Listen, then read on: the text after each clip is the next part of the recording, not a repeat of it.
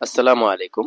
আজকে আপনাদের সাথে শেয়ার করব আমার জীবনের সুন্দর আরেকটি অধ্যায়, প্যারা অলিম্পিক সিলেকশন নিয়ে। আমার এক শ্রদ্ধেয় বড় ভাইয়ের মাধ্যমে আমি এখানে জয়েন হই। এই সিলেকশন প্যানেল হয় বসুন্ধরা অ্যারেনাতে।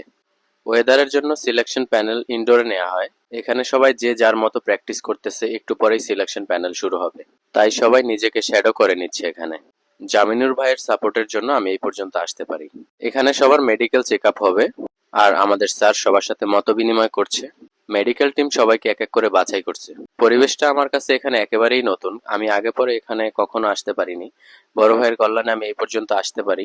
দুর্ভাগ্যজনক, তার সিরিয়াল আমার থেকে এক আগে ছিল, যার জন্য তার সাথে আমার দেখা সাক্ষাৎ একটু কম হয়। তার সিরিয়াল 13, আমার সিরিয়াল 14 ছিল। তাই সে আমার থেকে একটু আগেভাগেই সিলেকশন প্যানেলে চলে যায়।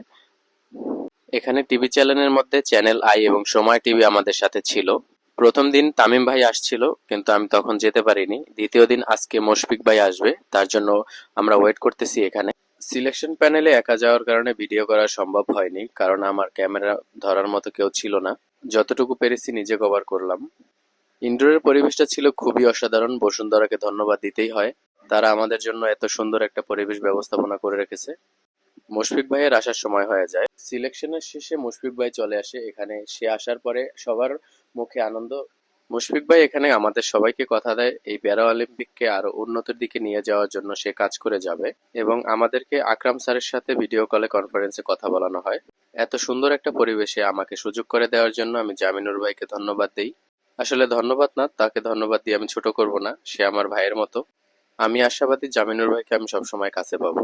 সিলেকশনের মাঝে আমরা খাওয়া দাওয়া শেষ করলাম। এখানে সবাই খাওয়া দাওয়া করতেছে। কিছু সুন্দর মুহূর্ত ক্যামেরা বন্দি করলাম। দুর্ভাগ্যজনক, জামিনুর ভাইয়ের সাথে আমি একটা ছবি তুলতে পারিনি। দিনটি নিজের মতো করে উপভোগ করলাম।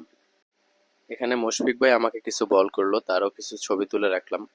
সবশেষে দিনটা ভালো ছিল। দোয়া করবেন আমি যেন আমার নির্ধারিত গন্তব্যে পৌঁছাতে পারি। আল্লাহ হাফেজ।